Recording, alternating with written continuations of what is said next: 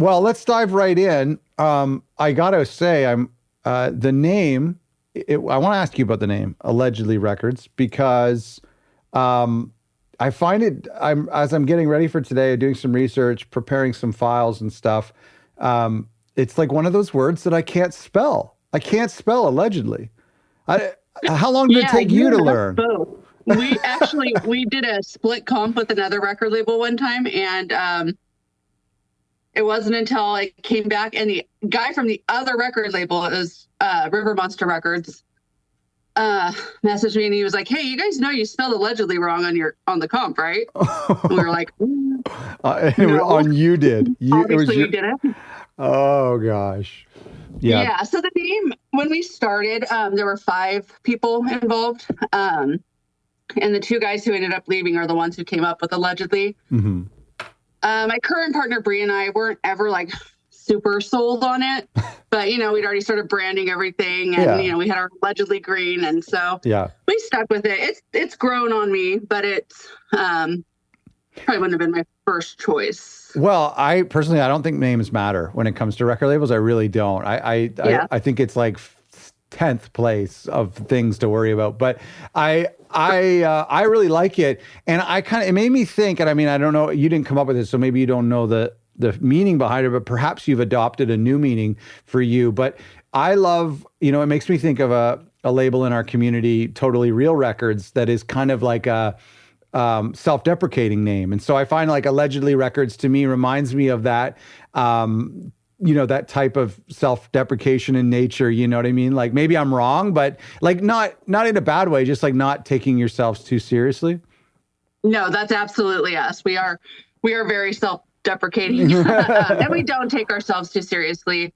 And I think that's why, because we're kind of a different label. We're more of a marketing label. But I think it's just the fact that we don't take ourselves too seriously that people do like to work with us. I mean, we're just here to have fun, pretty much. Yeah, no, I love that.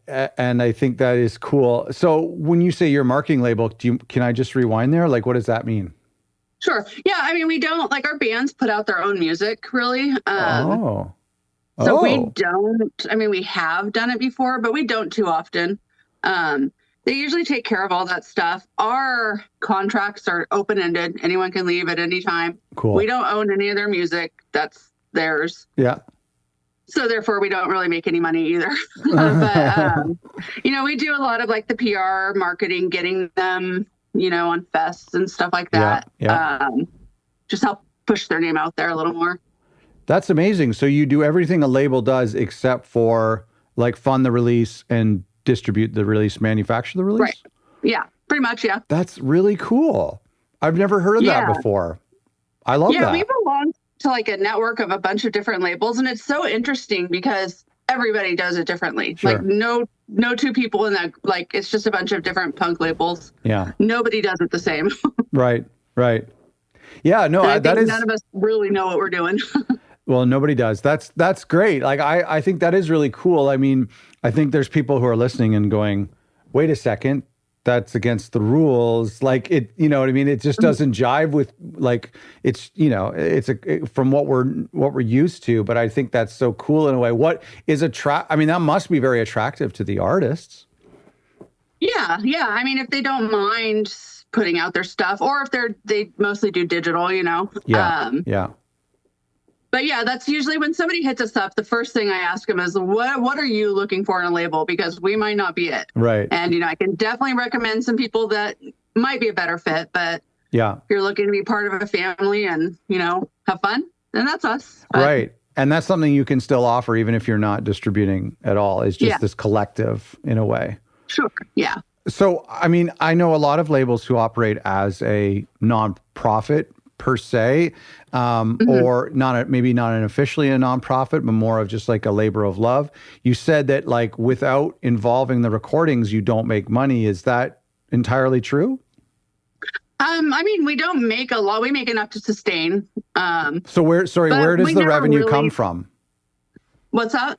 How does the label like get a share from the artist? Like how does that kind of like revenue agreement work? Mostly merch. Okay. We anything we sell on our website, we take 40, they take 60. Okay.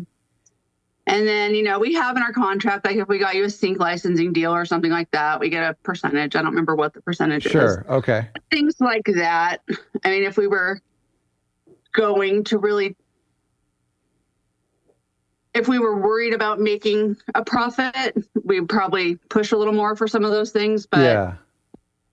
As long as we can, keep our website paid. Yeah, no, I totally agree. I remember that was the same way for me too. It's like I wanted to get as much to the artist as possible. And I was just thinking about those monthly recurring fees. I'm like, listen, as long as like you guys help me cover that was always like my like minimum.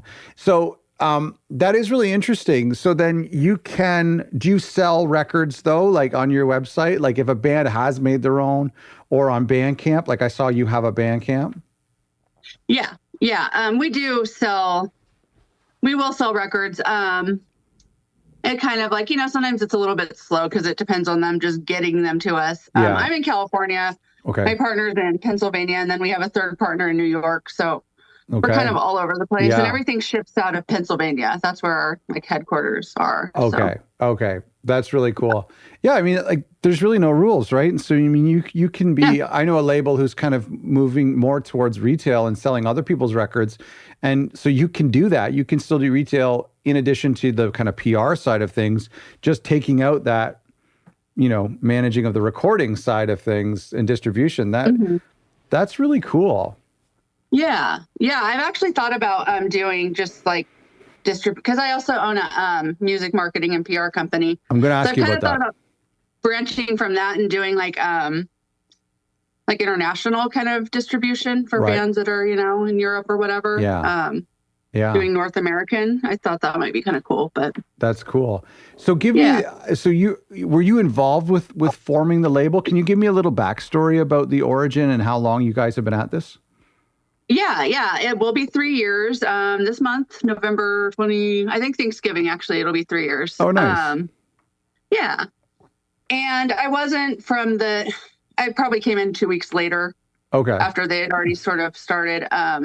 My friend Bree, I just knew her from Facebook, told me that she was starting a label with some people she knew and asked if I wanted to be involved.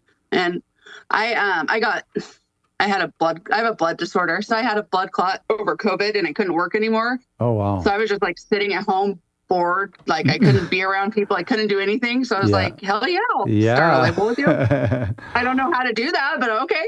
Yeah. And so we just kind of fumbled our way through it.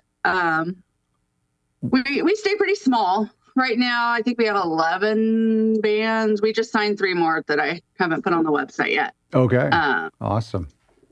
But yeah, we stay pretty small and we, just really try to make sure that like everything clicks with it. Yeah. But yeah, like I said earlier, there were 5 of us when we started. 5's a lot of people with a lot of different opinions. And after 6 months, there were 3. So that's where we are now. We still have the 3 of us. But. Yeah, that's good. Well, and I mean, it's after the excitement of the idea wears off, the entrepreneurial seizure, it starts to, I mean, the fact that you guys have been here for the back half of the year in 18 months or whatever, you know what I mean? Like the last year and a half or so. That's really the hard part. The first couple of months, there's so much excitement because it's new. Yeah.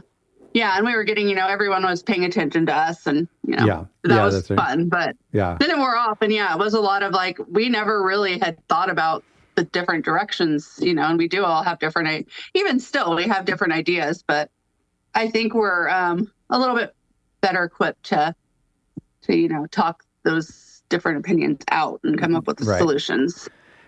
Is 3 a good number? I mean, you would always have like you could always be two against 1 in voting. Like I feel like 3 is almost a better number than 2. Yeah, I think so. Our third partner, Chris, he has a really demanding day job, so he kind of does like more art stuff. And Bree and I run like all the day-to-day stuff. But it is nice, to have that kind of tiebreaker there if Bree and I should, lock horns and not be able to come to an agreement. So what part of the job are you passionate about? Like when you were brought on, like where did you raise your hand and say, yeah, I want to do that part of running a label? That was the marketing and PR. I've always liked that side of things. My mom's owned marketing companies and I've always worked for her. So Nice. I really like that. I like, especially with music, Yeah. My mom did political campaigns. That wasn't like fun or anything, but yeah. being able to actually push music that I liked and being able to do that kind of stuff. In the beginning, I also really enjoyed social media. Not so much anymore. Yeah. Why is and that's that? more just like the changes. Yeah. Like once Facebook took over Instagram and the algorithms were just impossible to deal with. That's not so fun anymore. Yeah, it feels like the strategy always is changing.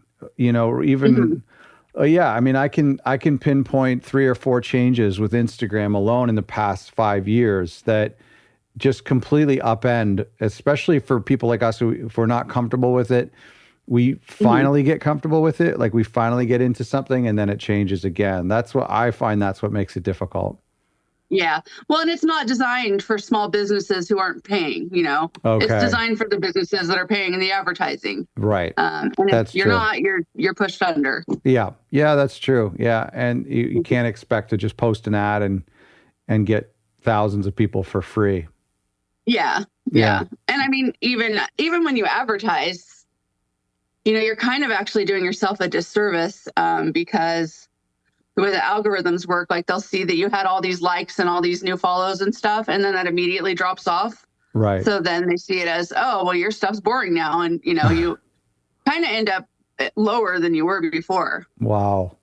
What does marketing look like in the punk world? Like, what does that, I'm just curious if it's similar to all genres or if there's things that, that your audience responds to better when you're promoting a release. I would say it's pretty much the same. I go to Berkeley and I take marketing classes there. And a lot of the stuff I've learned there is stuff that we've already been doing. One thing I will say about punk, and this is, I've had 4 businesses now in the punk world, is you can get away with a little bit more. Like you can drop some F-bombs here and there.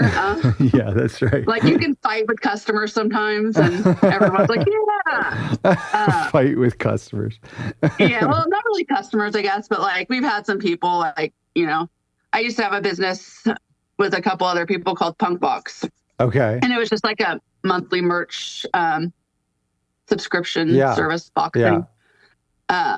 That's awesome. And that one we'd get a lot of people like, you guys are posers, you're sellouts. And that our most engaging posts, like the ones that we got the most likes on were the ones where somebody'd say that. And then we would just be like, we would respond, usually in not that nice of a way. Yeah. And then other people would like jump on and get on it. And defend you. Yeah. So that's kind of like that, I guess, is different. Yeah. Like my marketing company, I don't really run that way. Right. Yeah. You can't really plan for that, right? Yeah. And I mean, even so, like I am doing PR, I shouldn't be arguing with people, That's right. That's the opposite. Well, let me sidetrack for a second because I saw this when I was reading about you this morning about this Punk Box. I understand it might be on hiatus, but I'm curious about, I think it's genius. Can you explain it to me? I mean, I have like a little bit of experience with punk. I enjoy all genres. And today I was listening to your music and I was like, I really do like punk. I need to listen to more punk. Anyway, I would get that just because it's like sometimes I need people to like remind me that I need to listen to this genre and spoon feed me titles because I'm too busy to research or something. So please explain to me about Punk Box. I love this. Yeah. Honestly, I mean, I'm the same way. I listen to a lot of different genres, and especially working in punk, like listening to demos, listening to clients' music, listening to our band's music. Like sometimes I just don't want to listen anymore. Yeah. But Punk Box I really liked because it was nice to be able to help smaller bands like get their music out there. So basically we had a lot of people that would donate to us. Okay. But generally we try to buy from bands, just to help support them in that way. usually they'd give us wholesale prices, Okay. which was nice. Yep. So then we would, take all the stuff.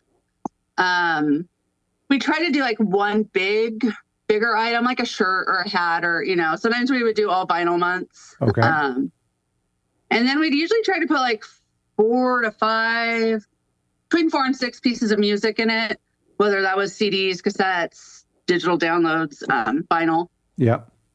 And then we just put like silly things in it, like stickers and buttons. And then we'd usually do something seasonal, like Halloween candy or something like that. Yeah. And it was a lot of fun. We all kind of got busy with our own projects, and it just sort of was the one that we were like, all right, well, if we're going to let one go, it's Punk Box. But oh, that's too bad. I really love the idea. And I mean, I would be so interested in like doing 6 months of that and then 6 months of a jazz version of that. You know what I mean? Like, I just think it's really cool. And I mean, everyone loves getting mail. Everyone loves, I had something come in the mail today that was something my wife had ordered and I didn't know that it was coming. And just that feeling of like, what is this? And then it wasn't exciting in the end, but it was like, this is such a great feeling. And so to actually pay money for that, box to come and be like, what am I going to get? Man, that would be so cool. And so were you doing your own label, or this was other labels, other artists as well? Other artists, other labels, anyone that wanted to send us stuff, we were down with. And we started it because it was my partner from the label, Brie, and I that had it. And then we partnered with this girl named Cassie who has one for ska. She has Ska Box. Okay. So we kind of, and who's I think going to take over Punk Box and kind of mix it with Ska Box. So it should be coming back sometime, I think in April or something. I just won't be part of it. Yeah, but, no, that's good. How much would what's the pricing of that, if I can ask? Like, how much do you have to pay to subscribe? So it's $35 if you're doing 1 month, but like if you do like 3, 6, 12 months at a time, it's lower and lower. Okay. Yeah. That's the thing I was gonna say. It's it's a great deal because you get like $60 worth of stuff for $35, but it's also kind of a luxury. Yeah. And when people were struggling and the economy was tough, like of course that's going to be the first thing to go. So, it's kind of hard to gauge for that. Our summer months were really tough. And then we just shoot back up in the fall, we'd be close to giving up, and then fall would roll around and everyone was buying them again. And we were only a couple years in, so it was hard to figure that part out. It's a great Christmas present too. But I get that. I mean, I disagree with you. I think that I would rather give up milk and eggs than getting music in the mail, but whatever. Some people have other priorities. Sure. Pay your rent, I guess. But I can understand, especially if you're going month by month. July and August, like nobody's home, there's a lot of times where people are kind of like more transient, and it's like, I don't want to, but whereas like in some of the fall months, for wherever that is, wherever you are in the world for when that is for you, but like fall and winter, it's nice to have like, you're stuck at home, so you need a little treat. Yeah. And we did well during COVID too. I mean, we kind of started it, when shutdowns were opening back up. Yeah. But that was kind of our angle. Like, you can't go to a show, but here's all the merch you could have gotten. And it did pretty well then. And I think that is just what it was. Like, people just needed something. They weren't able to go out. So yeah, well, it's funny, when we're talking about this now that it came up in the research, just because I have been thinking about doing an episode on subscription boxes. I know some labels who do it. We're talking with a subscription vinyl club company this month, and I just it's just timely because it's something I'm really interested in. But I think it has to be done in the way that you did it, where it's about a genre. Punk Box, by the way, is a great name, and so is Ska Box. I want to get a month of Ska Box right now, for sure. I'm going to do that, especially in the spring, summer. But they're fun. But it's a great name, and I feel like it's so clear. But if it were to be like Allegedly Records Box or any of our labels in our community, the issue with that, and I've done something similar in the past, it's the problem with that is it ends up being kind of like congratulatory. Like, it's a little bit too much about you, and some of the fans of your label will be like, I'm a fan of this, but not of that, unless you're like a very, very consistent label. So the idea that you went genre as opposed to being a box just about your label, I feel like you would have had way more success than had you done it just your label. Do you agree? Yeah, I think so. I mean, because you never knew what there could be skate punk, pop punk, like hardcore, like, and just different bands from everywhere. We would include allegedly stuff, but not, it wasn't every month and it wasn't exclusive. A lot of times it'd be like, oh shoot, we're short like 2 shirts. We're going to pull from the allegedly store. That kind of thing. But or like run to the record store. I think it does. I think that was something that people liked about it, is that, and we really tried to keep it separate from allegedly. Like, no, this is a different thing. This is a totally different venture. Yeah. Tell me about, as we're on the topic of you being an entrepreneur and a serial entrepreneur, it sounds like, but tell me about your PR company. Like, how does that parlay into the label? I mean, I guess your passion for marketing. Yeah. And I mean, it's kind of like a lot of the same stuff that I offer is what I would do for our label bands. Mm-hmm. Just, they have to pay me. Our label doesn't. Yeah. But yeah, it's a lot of the same stuff. I do a lot of like designing EPKs and then reaching out to various podcasts, trying to get reviews. Mm-hmm. Trying to get reviews is not easy. It's getting harder, isn't it? Yeah, it really is. And like, I'll email like 2 or 3 times and I'll get like, I'll email like 20 different places 2 or 3 times and I'll get like, 2 people will respond. That sounds about right. You just have to keep being annoying, which I can do, but I don't want to. But yeah, so I kind of do like that sort of stuff. And it was a lot of, kind of like, oh, well, this is what we do for the label. This is, I think when I started it, my partner for everything, Bree, was part of it. She ended up getting sick and decided to step away. She's good now. She's cancer-free, but she at the time was like, I don't want to take on another business right now. Like, life's short. I don't want to do this. Yeah. And that is what I wanted to do. That is what I'm in school for. So I was like, well, I'm going to keep with it. And with Damon from Bipolar Records, he works with me on that one. Okay. On Beyond the Pit. Yeah. That's awesome. So it's called Beyond the Pit PR. Yeah. Yeah. Okay. Very cool. Let's go back to your label. In your genre, in your community, like, what do you feel that bands need help with the most? Like, what makes them attracted to working with your label, especially if they're doing some of the hard stuff like distribution themselves? What is it that they need kind of support with? I think a lot of them do come to us with just trying to get their music out there. It's so hard for small bands right now. And, it's hard to promote Spotify, yourself. Like, what's up? It's hard to promote yourself too. Oh yeah, it is. Yeah. And, a lot of times they just don't have that know-how. Like, they're good at their art. They're great at their art. They don't know the business end of it. Yeah. But I think a lot of times that's why they come to us.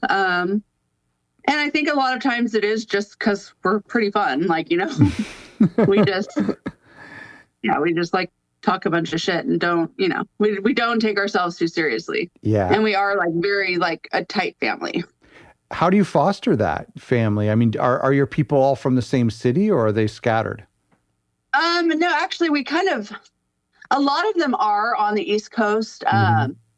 And so Bree and I have a bit of a difference of opinion there. She wants to just sign bands that are, near her. Okay. And I'm like, well, I want to sign bands everywhere. So we kind of just came to the agreement that the bands that she signs and manages are going to be, in the region she wants. And then I didn't really put a limit on that. So if I just like a band somewhere, then, Yeah. She does have way more bands than I do right now, though. Okay. Just because they're mostly all by her. Right.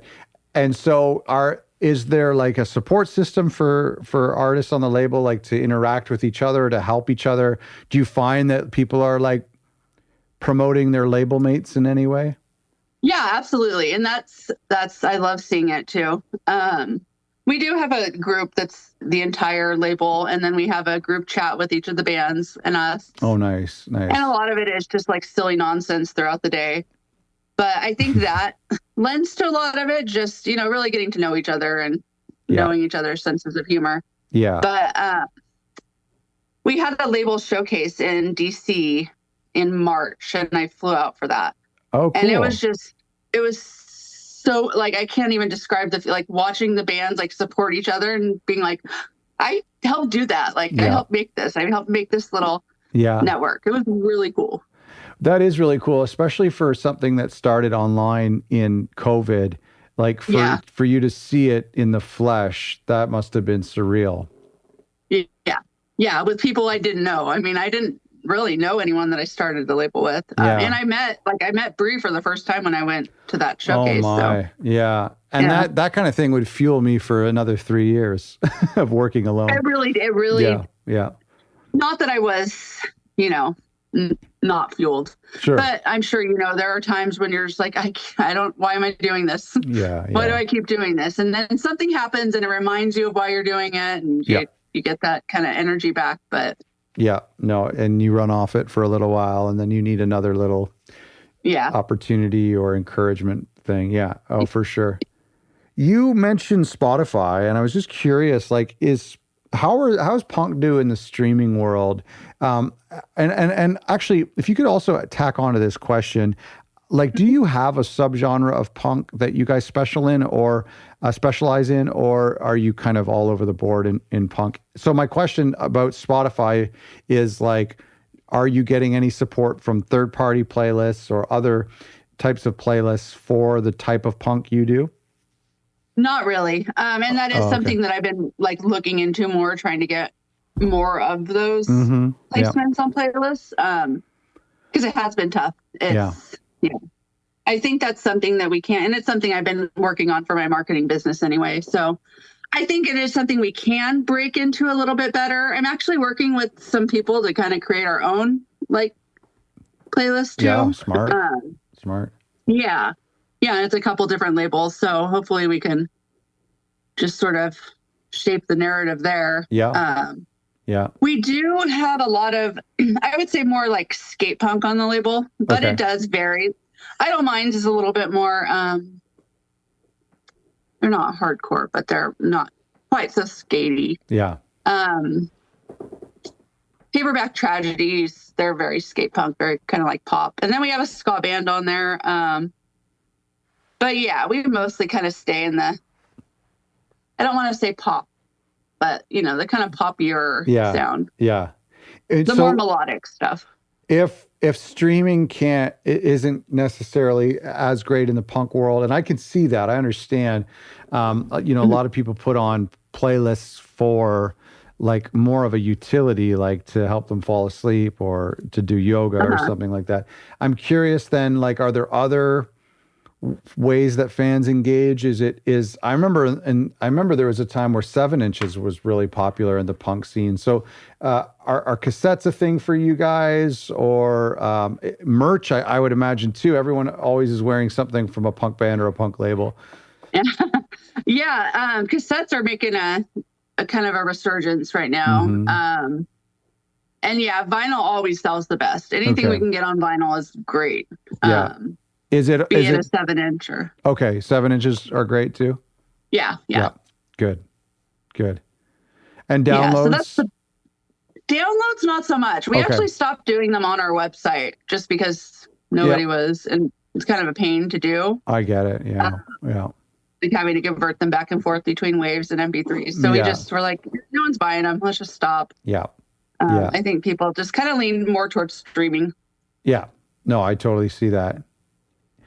What I'm curious then, like, you're doing a lot of this marketing, you're doing a lot of this promotion. What role does the artist play in promoting their own music? The reason I ask this is that, like, I know that some artists just prefer to focus on the music, like you had mentioned, and I've often seen, but the reason I'm asking is that I've often seen some of the most like creative and energetic promotions come from artists in the punk scene. I mean, they don't take themselves too seriously. I always just see like so many funny promos that come from these bands. And I find, punk and emo bands, like a lot of these artists to be more involved than in some other genres. Is that true? Like, what role does your artist play in promoting their own music in concert with you guys?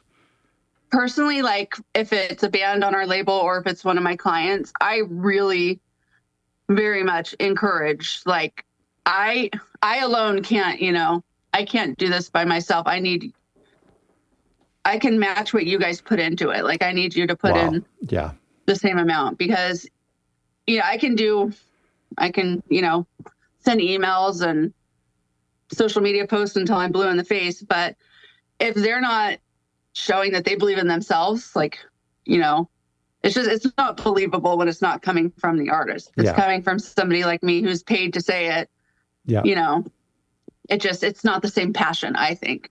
And that's not to say that I only, say these things because I'm paid to. I do really only just work with music that I like. Right. And I do hope to someday expand beyond punk. I do listen to so many different genres, but it doesn't matter the genre. If I don't like the music, I'm not super comfortable being like, yeah, this is great. Yeah. So I do truly believe it, but I'm still a publicist. I'm still a PR person, and you have to see the passion come from the band, not just me. I think it's really important. I like what you said about that. They've got to kind of give it. They've got to come halfway, like meet you halfway, basically. They've got to. Yeah, that's really smart. And you must work with artists though that can't, or that maybe they're just super introverted or something like that. Oh yes. Yeah. Sometimes I'm like, why have I chosen to work with artists? And I love it. But there are some that I get sometimes like someone. They just kind of like make me famous. Right. Like, I can't do that. Yeah. That's not what I do. Yeah. I'll do my best to, get your stuff out there. But like, I'll have some, who are like, we need you to get us on podcast. We need you to do this. And then every time I try, they're like, no, busy. You can't do that one. No, I don't like that podcast. I'm not doing it. Oh, geez. No, yeah. I can't. Yeah. Yeah. So that gets tough. Yeah. There are a lot of different personalities that you have to, okay. It's hard. Plan B. Yeah, I think I would imagine a lot of like kind of younger, naive artists who would expect some of the bigger publications right out of the gate, which, I mean, if they do get, that's awesome. But it's hard. It's kind of a hard pill to swallow that you really have to like engage with every blog and curator and podcast who will support you. We'll have you. Yeah. Yeah. Yeah. Because there aren't many. Absolutely. Yeah. I do get that a lot. Well, not a lot, but I do get that from time to time also. Like, we're not going to just get your first. And also with reviews, it gets tough because I can send them your stuff, over and over, but if they're not I can't make them listen to it. Yeah. And that's frustrating for me. It's frustrating for the artist because then they're like, well, what are you doing? I know I'm trying. Yeah, I know. And I mean, artists don't listen to this podcast, so they don't know how, like, how we're all up against the same thing that you're up against. And I mean, the fact is you're sending out these emails. It's like a 1 in 10 chance that they even open the email. Then it's another 1 in 10 chance that they listen or that they like it. And then it's another 1 in 10 chance after that they have the time or the appropriate slot in their publication for a punk release or for this type release at that time of year. So it's just such a game of luck, really. Especially for a review. I can usually get some zines and like publications to do like just a little article about it. Yeah.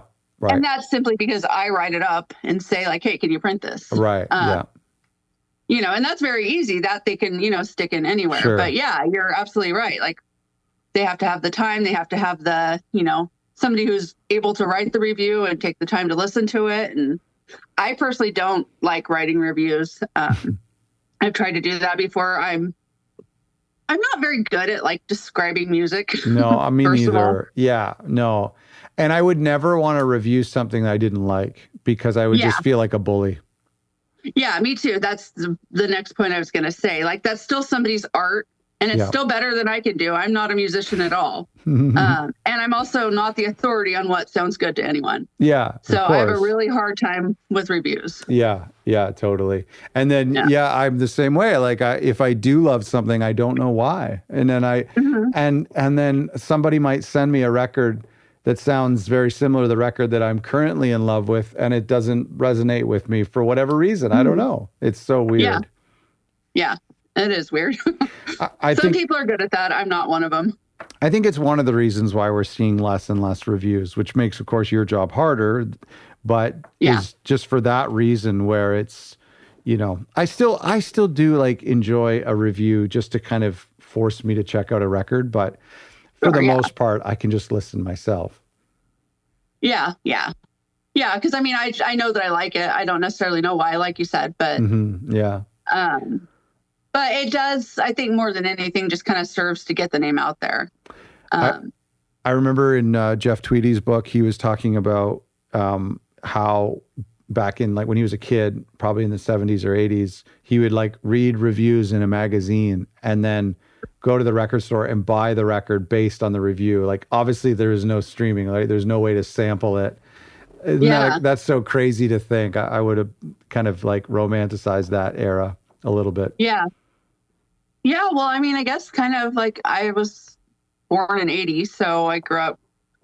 I did a lot of like Columbia House and BMG and those things when I was a kid. I've done those. Yeah. And I always get in trouble because I wouldn't pay them. My mom would be like, "Stop." Same. Why would they let kids order it? I was like 13 years old and I didn't I didn't have a credit card. I didn't need my mom's signature. Yeah, no. Yeah, me neither. And I ordered a ton of CDs. Yeah.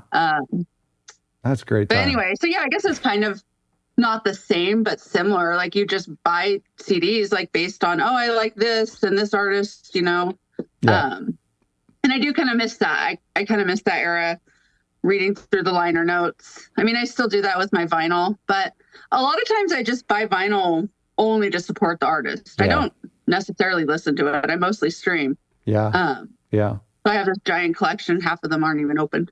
Wow. It's funny. We were talking about that last week with, or a couple of weeks ago with a pressing plant when we were talking about that recent statistic that like 50% of vinyl owners or buyers of new vinyl don't have a turntable. And I was blown away whether or not I believe that stat to be true.